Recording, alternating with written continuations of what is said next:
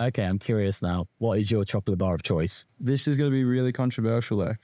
A bounty is amazing for me. So you find me right here talking to somebody we had on the channel before, but things have changed quite considerably, most notably the color shirt that he is wearing. So please welcome back to the channel, Mr. James Wharton. How are you, James?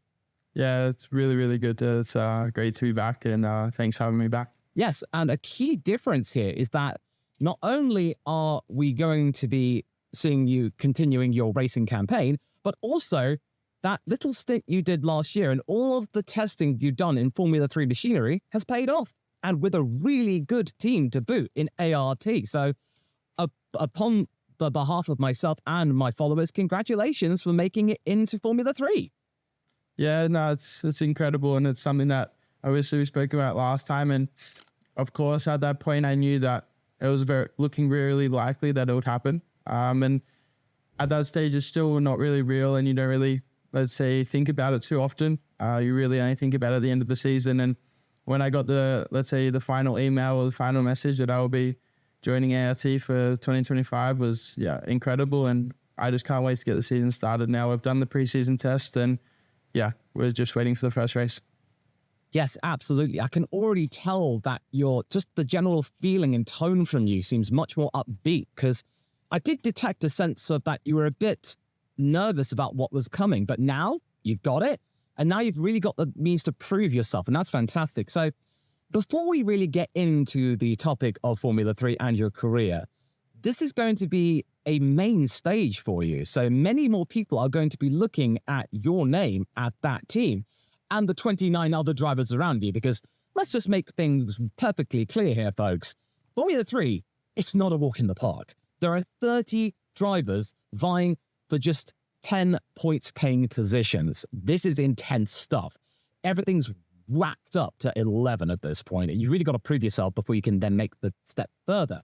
But people might want to know what the drivers themselves as people are like, because the social media commitments will be much more intense. So what is one fact that people might not know about you, James, but you would like people to know about you, so that means they can understand you and maybe get behind you? I think they just need to understand that we're all like very much normal people. And for me, I just love having conversations. I love to speak. I love to go play golf. I love to go play paddle. And I'm a very approachable person. So if you have any issues or you have any things you want to speak about, I'm always there for a conversation. Even if you think you're just a fan, I will still speak to you no matter what. So I think it's just a very approachable person. And like, I just try and have fun in everything I do. Our job is, let's say, very tough and it's very demanding, but at the same time, the more fun you have with it, I feel like the easier it becomes. So yeah, I think they just need to understand that I'm always there for a conversation. I'm always up for whatever it is. And I'm a very outgoing person, very, let's say, I like to say fun person. I don't sure what other people say, but yeah, I like to really get out there and just very approachable. Oh, that's good. That's a really healthy outlook to have. And honestly, keeping yourself guarded and defensive, it's a lot of effort. It'd be really tiring to do that. So if you just make yourself open, relaxed, then it just makes things so much easier, so you can focus on the driving. And speaking of the driving, we will touch upon the Formula Regional campaign just a bit, because since we last talked and where we are now, not only did you have a massive uptick in your performance and result, you managed to really hammer it home that you meant business with second place in Formula Regional with a really strong end to the season. So, I mean, just illustrate that feeling of being able to meet those targets, to be coming into Formula 3, knowing that you were a runner-up in such a well-regarded discipline.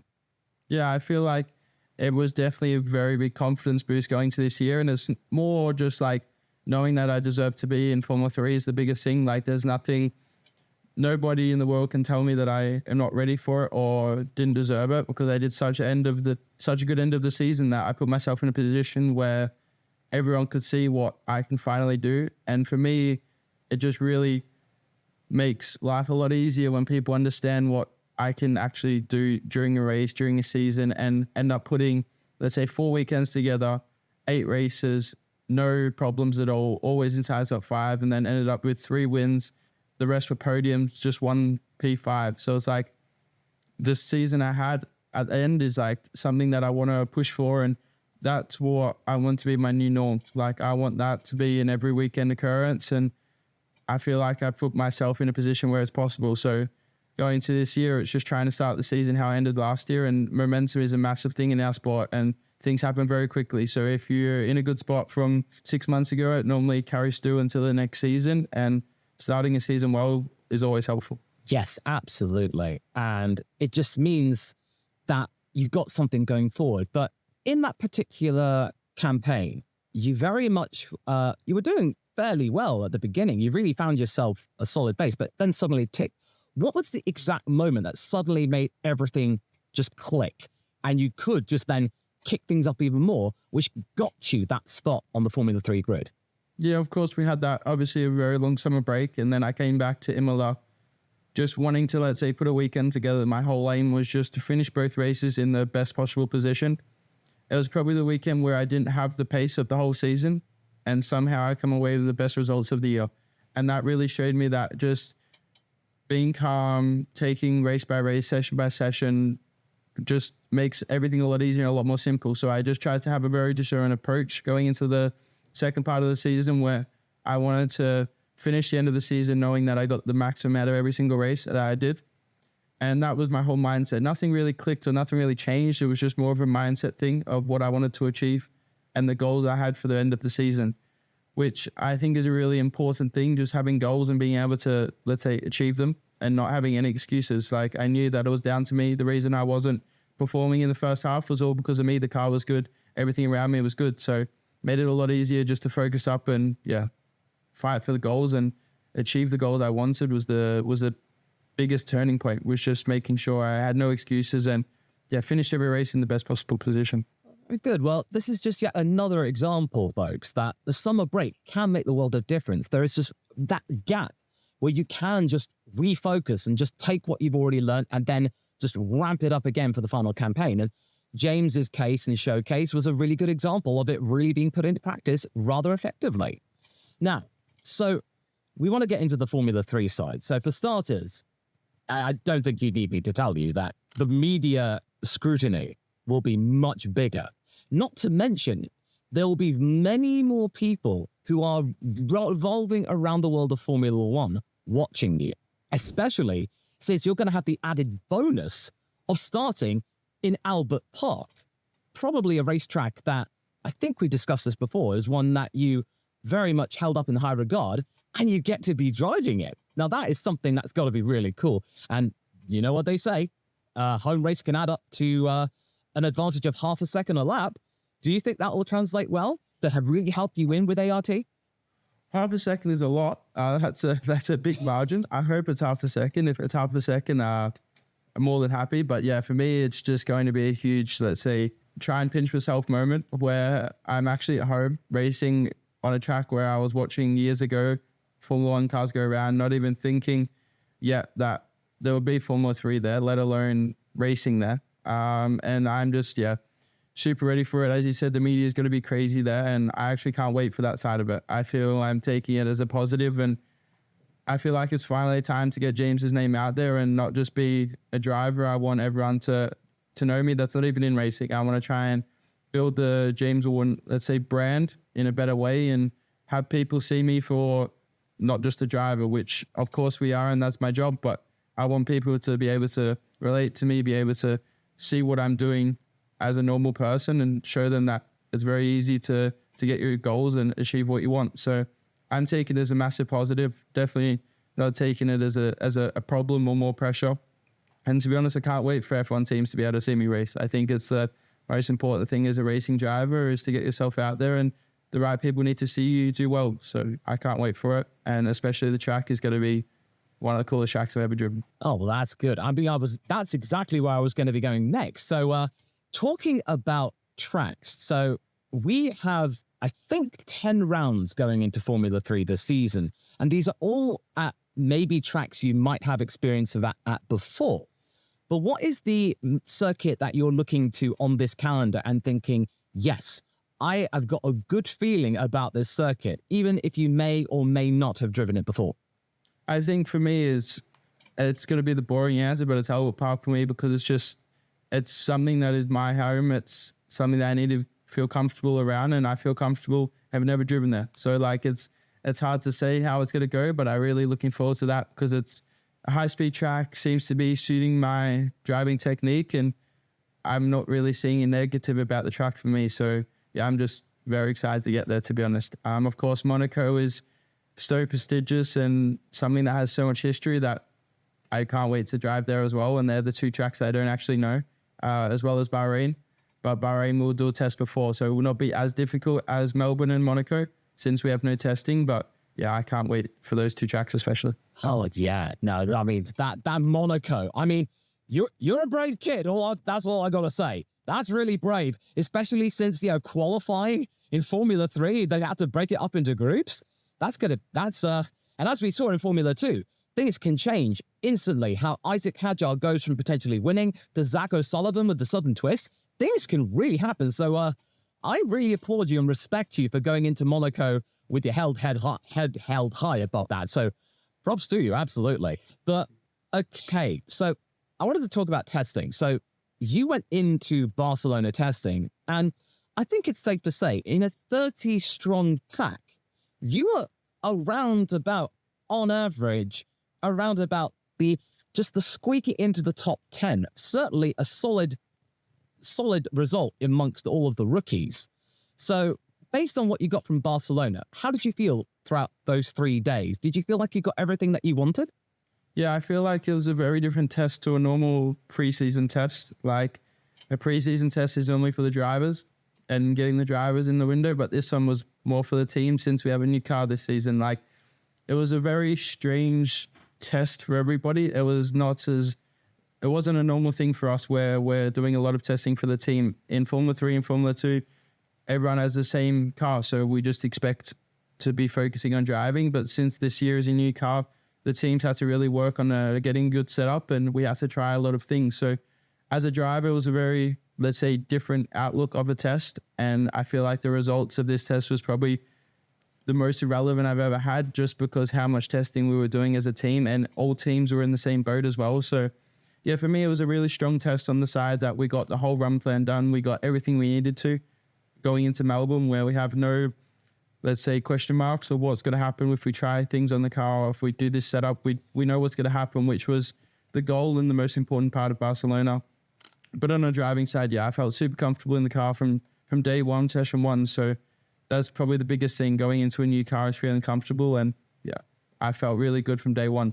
But yeah, as a test goes, it was a very strange one compared to the normal routine that we have in the last 15 years of my life. Okay. So basically it's less about getting the fastest times possible and more just about procedure, getting your programs done, which, as you said, was successful. And as we all say many times, testing times do not matter. It's mainly about just, not binning it, which you didn't. So yeah, exactly. that's the main result, and that you got on with your team. And speaking of team, as you said, going into 2025, there's a brand new Formula 3 car. And you had experience with last year's, the older car around Silverstone with high-tech. So immediately, based on your time with that old car and the new car, what's been the key difference in terms of how the car feels and operates? I think there's not a huge difference. As I said, everyone has the same base of a car and same base monocoque and everything on that side.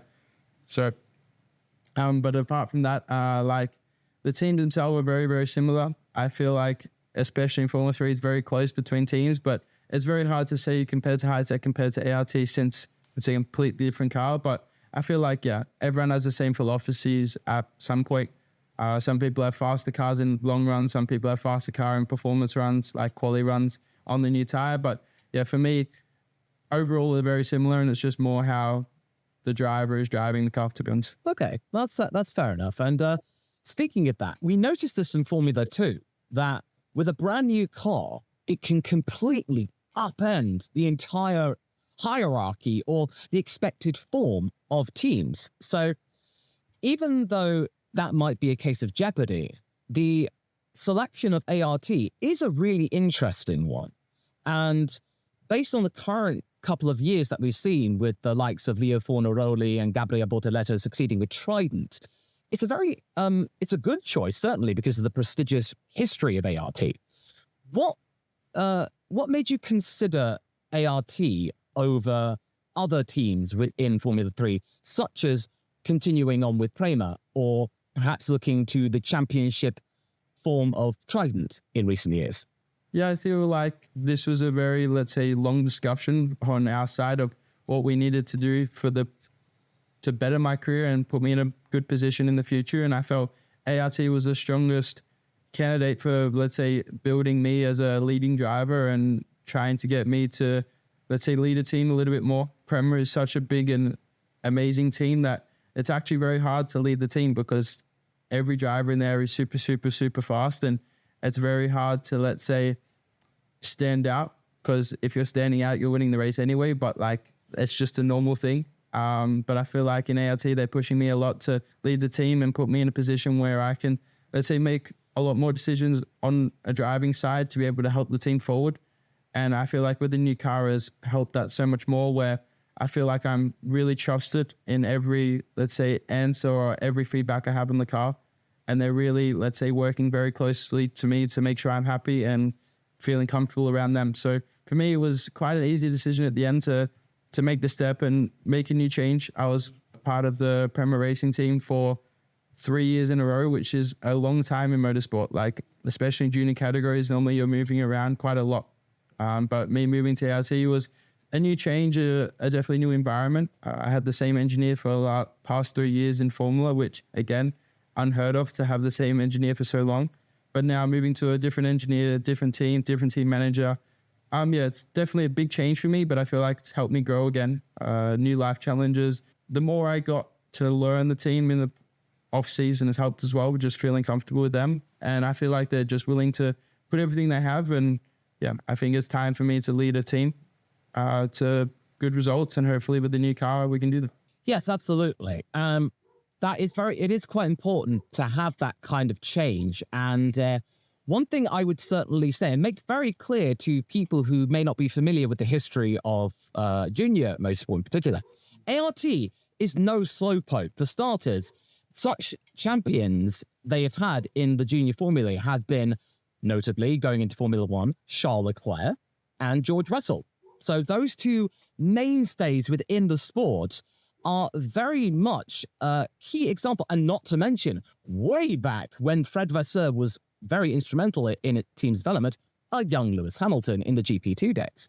So I can fully understand why ART would be a very solid choice, especially going into Formula 3, where now it's all to play for.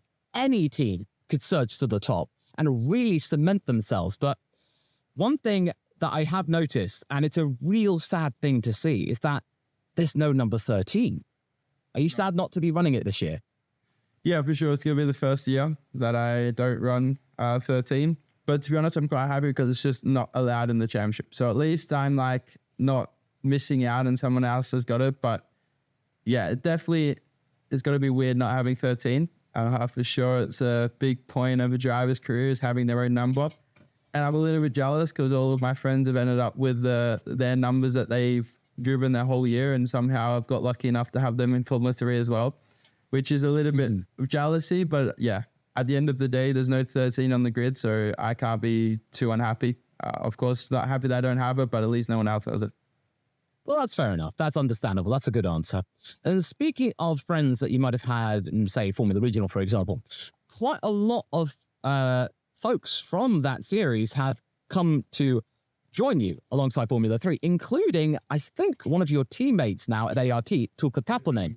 Yeah, both my teammates for Prema moves as well. Yes, yeah, Rafael Kamara and Ugo Ugochoku. Yeah, they're in Formula 3 as well, absolutely. But I was saying, you've got one of your main rivals in the same team as you, Tuukka Kaponen, and very much a big hopeful, because for the first time in several decades, there isn't going to be someone from Finland on the Formula 1 grid. So that's a hopeful for that country. So there's going to be a very big interest. So having not just your old teammates from Prema joining you in Formula 3, but now one of your closest rivals at the same team, is that a bit of an extra pressure or is it a motivator in your eyes? For me, it's just a huge motivator. Like, Sucre is obviously, as you said, he's very highly rated already from Ferrari, and as a junior driver for them, of course, there's going to be a lot of eyes on him. So for me, it's actually, again, another positive, because if I'm beating him, people are going to see that and realize that even if we are, let's say, P5 and he's P10, I'm doing a good job, let's say. Like, they're going to see that I'm beating their, let's say, new prodigy or whatever they like to call those things. But like for me, he's obviously really highly rated. And it's a motivator to do a good job. I've been teammates with him in Prema in 2023. So we've already had that battle for the championship in UAE when we were battling from round one and ended up finishing really close in the championship.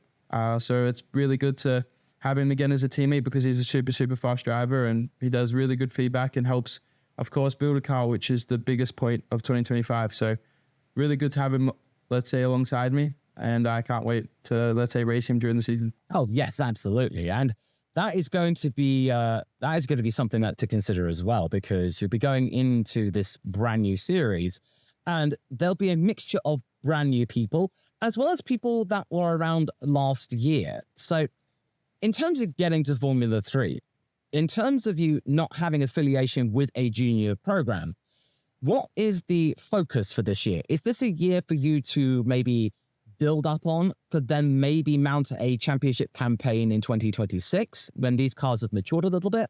Or is this a case of going right out of the gate right now in the hopes of maybe securing a Formula 2 spot, ideally with AR? Yeah, for me, it's very hard to say. But for me, I'm here to do 1 year of Formula 3 and that's it. Like, that's what the goal is, and that's what my whole plan over the off season is for. It's not a learning year. It's not just a rookie season for me. I'm there to do a good job and to do the best I can. I feel I'm in a position where I can say that I've had the results in the other categories to be able to put my foot down and say it's time to, let's say, already be at the front and already do a good job in the first year. And I backed myself enough to know that it's very possible. And yeah, I'm here for one season and hopefully only one season only. Well, that's a very confident answer there, James. So you're very much looking to really assert yourself, which is fair good going, actually, because as you say, there are going to be some challenges ahead. And also there are going to be some stays from 2024 with the old cars. And if you can prove yourself against them, then that's a real bold statement for going into Formula 2 as well. So what would you say is, in the first couple of rounds, really getting your eye in? What is your goal? Would it be just to get some solid points positions, or would it be really just trying to go for the win? Just those first couple of rounds. Yeah, I feel like first couple of rounds, the first 4 races, 3 of the tracks, I don't know. So for me, the start of the season is definitely going to be the hardest point for sure. And for me, it's hard to say this going into Melbourne, but I'm there to score points and do a good job from a consistency point of view. Very hard to say that because I want to go and win my home race. But at the end of the day, it's a long championship. And if I want to do a really good job in this championship, it's consistency. As we saw last year, first 2 drivers, there was only 1 race won between the both of them. And they ended up first and second in the championship. So for me, it's just about consistency. And even going from Melbourne, from race 1, sprint race 1, I'm there just to score good points in the first weekends and really, let's say, maximize the results as I did in Freca. Just a P3 is more than good enough. A P4 is more than good enough for the first couple of rounds. And just, pluck away at getting quicker and quicker and just making my life easier and easier to be able to, let's say, fight for wins. I might be ready. We're not sure yet for Melbourne, but we see. Maybe in qualifying, I'm pole position and I sit there saying, yeah, we can win this race. But at the end of the day, it's very unrealistic to say you got to win the first race in Formula 3. So for me, it's just about, plucking away at the season, step by step. Every session I go out, get quicker and, just score points as much as and regularly as possible just to put myself in a good position for the end of the season. I can certainly understand, though, the temptation to do well at Albert Park because it's been so long since an Australian driver's really stamped their mark at that home circuit. In fact, I don't think even Daniel Ricciardo was able to get a podium there. Oscar came close last year, but then team orders, unfortunately, meant that he had to swap positions, so he came close. So I'm pretty sure that the desire to be on the podium for one of the races would be a nice little bonus for the home crowd. Just that means they've got something to really G them up for the entire weekend, because that is a thing as well to consider, that you are part of the big show that is the Formula One weekend. So do you feel like, yeah, this is a very different sort of arena that you're in now, that it's not just about getting the results, it's also being part of something even bigger?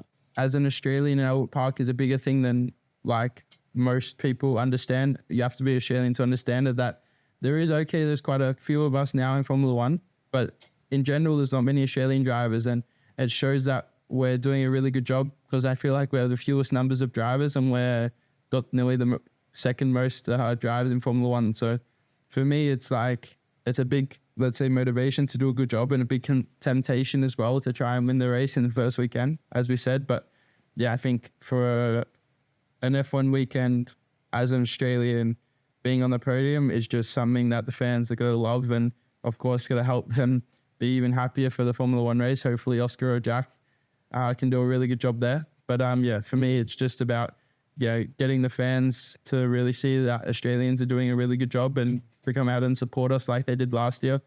When I was there just watching, there was so many people, which I hope is the same thing again this year. And one of the biggest races that the fans actually go to. I feel like it was one of the biggest last year, if I'm not mistaken, and I can't wait to be during that weekend and have the fans all around. Well, yeah, of course. Not to mention just having Melbourne as the opening of a season, it just feels right. So just having that atmosphere there as well, it just feels natural in a way that, it kicks off in the place, as they say, it's a great place for a race. Going into this, obviously there's a lot of change. As you said, you've changed your crew behind you. Have you also dabbled in maybe changing up your helmet design for Formula 3? Because it's a very important and signature part of a driver's identity. Yeah, I feel like the design itself has stayed very similar, but I've changed the colors quite a lot. I've gone a lot more simple and a lot more white this year to try and like stand out a little bit more. I feel like a simple helmet is always better than having too much colors or whatever. So I'm, quite a lot more white. You guys will see it in the coming weeks on my Instagram for sure, of all of the new helmets. I should be getting 2. So we'll see which one is the best. I have 2 different designs, so I'll get the people to choose which one I should use during the season. But this helmet is probably one of the best I think I've ever had, so I can't wait to use it. Now, most drivers tend to have some sort of pre-race ritual or superstition that they follow, like a routine that gets them in the mindset of, getting ready to, take a car around a circuit about 160, 170 miles an hour. What are your pre-race rituals? I have way too many. I just have a very well planned out way to get ready with how to put my suit on, how to put my gloves on, how to put my helmet on, which side to get in the car. Like, as a driver, we do the same things without realizing it. And now I don't even think about it, but I do the same things. Like, I always have to put my left glove before my right glove, always have to put my left arm in the suit before my right suit, always have to get in from the left side of the car. So there's so many things, and I could speak for hours about it. But every driver definitely has, there are things that they do to, let's say, just feel, it's not even get in the zone, it's just more feel relaxed and feel like there's something that's the same. Our whole life is changing, tracks, cars, temperatures, teams, everything is changing. So to have something that's not changing is always like just a comfort thing. I feel like it's more of a comfort thing than a lock-in, it's time to race way of doing it. Yes, of course. And considering that these races are probably going to be the longest and most arduous and most competitive that you've had so far, is there a kind of situation that, are you going to be just taking things steadily, one race at a time? Or if you feel like if there is an opportunity to score big, are you just going to go for it, think on the fly, or maybe just kind of keep methodical, bring up the points consistently? Because as we've seen in the Formula 3 Championship last year and Formula 2, as the order would go up and down, side to side like crazy with these brand new cars, it throws up all kinds of jeopardy. But having consistency proved to be really important. Are you really going to be looking into 2025 by just keeping things steady, or are you going to maximize if the car's with you and just go for it, even if others catch up or your team falls off? Yeah, I feel like it's hard to say before a season starts, but as a driver, you need to just be flexible. So maybe some races you're able to take more risks. Some races you have to just score points. And it's, as I said, just that changing thing about racing where all conditions are different. So maybe in one condition you're super fast and car feels good and you can make a lot of, let's say, overtakes and be really quick on the straights or whatever that might be. But then some weekends you can just score points, which is a P5, maybe be the best result you can possibly get that weekend, and you have to take that. So it's not I'm going to sit here in February and say what's going to happen in July. No, it's more just day by day. And I feel like in racing, it's just session by session, because during the day it can change. FP, free practice will be in the morning, and then qualifying will be after F1 Formula practice, like after they have FP1. So the track is going to change so much with the way the grip is changing that you can't go into sessions predicting or planning out what's going to happen, especially at lap one of a race. You can't plan that. You got to go on the inside because there's a gap. You have no idea until you get there. So it's more of a just as it comes to you, and session by session, obviously change the plan if it needs to change. Very good. Solid answer there. Now, we talked about you looking forward to being at Albert Park as that one, the most exciting track that you're going to be competing at. What is, as I would describe as your bogey track, as in the track that you'll be going to and be thinking, oh no, I don't like the looks of that? To be honest, I had a lot more in 2024 than what I have in 2025. I feel like 24, I definitely changed my opinion on a lot of tracks. And right now I'm not having an issue with any track on the calendar, which is, let's say, the best thing to say as a driver. I have a lot of tracks on the calendar now where I feel really comfortable and that I've raced for many years. This will be the 4th year on the track. So there's a lot of tracks on the calendar, especially European tracks in the European part of the season. I'm super comfortable, especially after Monaco, where we're just in the normal European tracks for us. I'm feeling super comfortable. So there's no real track on the calendar that I'm not looking forward to be honest. Yes, and because you managed to get a little bit of a try of Silverstone in F3-like equipment with your little stint with, I think, Fortec with GB3, you got that experience underneath your belt since we last spoke. Did that help you really kind of acclimatize, especially since you then substituted in Formula 3 at Silverstone as well? So taking all of that into the winter, was that something that you were planning on focusing? Because as we've seen from other drivers, they tend to maybe look at some of the series going on in the Southern Hemisphere, like Formula Regional Oceania. So was the focus mainly just on developing yourself behind the scenes, behind closed doors, as you say, building up your brand new team? Or was it just a case of, not wanting to just go chasing super license points just because, as that could be a distraction? For me, there wasn't a big reason for not doing one of those extra championships this year, other than we just didn't really see the benefit. On a super license point of view, I think I'm actually one of the drivers with the most right at this point in time. But as you know, that you cannot get the super license without being a part of a Formula 1 team, and the Formula 1 team have to ask for the super license. So at the end of the day, it's not super important for me right now. And with the points that I actually do have over the last 3 years, that I'm actually in a really good spot, that there's no reason to go and do extra championships and try and get the super license, because I think at the moment I'm, let's say, one championship away. Like after one good season in 2025, I think I would have enough points. So yeah, there's not really a huge thing at the moment to talk about super license points, especially when you're just entering Formula 3. So yeah, for me, it was just about preparing best possible way for the F3 season, and just, let's say, taking that big reset over the winter break and coming back stronger, not just as a driver, but physically and mentally. That's a very good answer. That's solid, because obviously, as you talked about, having that right team around you, a race engineer, probably a physio, coach, manager, and just even the person who prepares your meals. Yeah, that's very important. So that's a really solid constructive answer, because you're thinking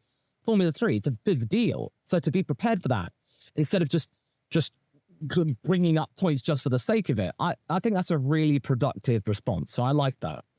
But say if Formula 3 wasn't your avenue and you had the opportunity to be partaking in another high-speed racing series, is there a particular event or class of car that you would be interested in just giving it a try? I feel like Formula E is actually something that I would definitely want to have a day in, or a session in at least.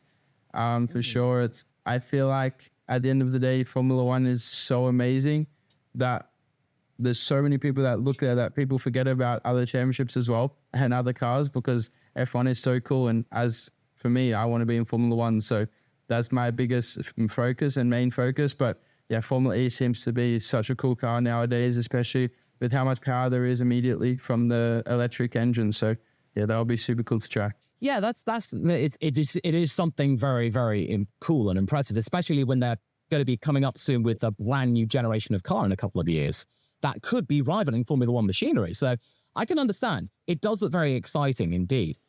Another avenue that I found quite interesting and was illustrated to be quite effective by the likes of Pierre Gasly and Liam Lawson was Super Formula. So Super Formula has been likened to almost like Formula 2 Plus, especially with the latest iteration, and Lawson claiming that it was really good preparing for his stint in 2023 for AlphaTauri. Has Super Formula crossed your mind at all as a alternative to Formula 2, or something that could work alongside Formula 2, as in the next stage of your career, or as an alternative if you plan to just do one season of Formula 3 and then maybe look to do other things? Yeah, to be honest, I haven't thought about at all, and maybe it's not the right way to go about it, but yeah, I'm not thinking at all about the future just yet. I'm just trying to, let's say, first of all, do training this afternoon in the gym is the first priority, and then next priority is do sim for Melbourne, next priority is go to Melbourne. So yeah, for me, I'm just taking it just step by step this year, and then I feel like, as everyone says, results speak for themselves. So thinking too far ahead is never good, and if you're winning races, it's got to come easy. Brilliant. That's great, because as you say, you're only as good as your last race. So that's a fair, reasonable way to look at things. Speaking of your routine, what would you say, as many drivers train and stuff like that, is there one particular part of your day which you absolutely have to do to make sure that you can go, yeah, I feel like I've done everything I can today? For sure, sleeping. Sleeping is a really good part of my day. If I don't get my proper 9-10 hours of sleep a night, we have issues. So I need to make sure I get my sleep in. Yeah, but other than that, just for me, it's about making sure I finish the days doing what I needed to do, like having a productive day. I feel like that really helps me. Like if I needed to do 3 gym sessions for some reason because I missed a couple of days, if I've got those 3 gym sessions down, I just feel a lot happier and a lot more ready for the next day, let's say, and ready for the next weekend. Oh yeah, well, I can certainly attest to a bed. Yeah, having the right bed just does do the world of good. Is there a particular, in your diet as well, which is very important for a racing driver, is there a particular thing, even if it's not like the most ideal thing for you to have, is there something that you do treat yourself to every now and again?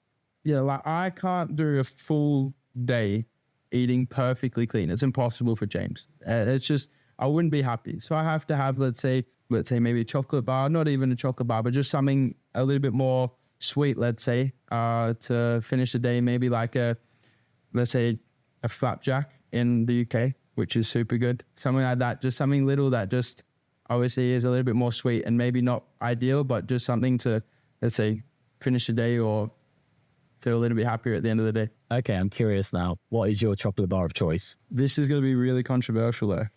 A Bounty is amazing for me. Love a Bounty. Nothing wrong with a Bounty. That is very controversial indeed. I personally like it. My dad liked it. I got nothing wrong with that. You know, coconut and chocolate, dark chocolate especially, perfectly fine. But there's always the thing, whenever, you know, we're always like the box of celebrations or a tub of it, they always are the ones last. So for you, you must be thinking, oh, great, Bounties. No, that's great. No, that's really good to know, James. And I think on that note, we'll wrap things up now, like a Bounty bar.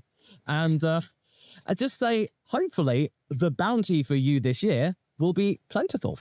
Yeah, thank you very much. Thank you.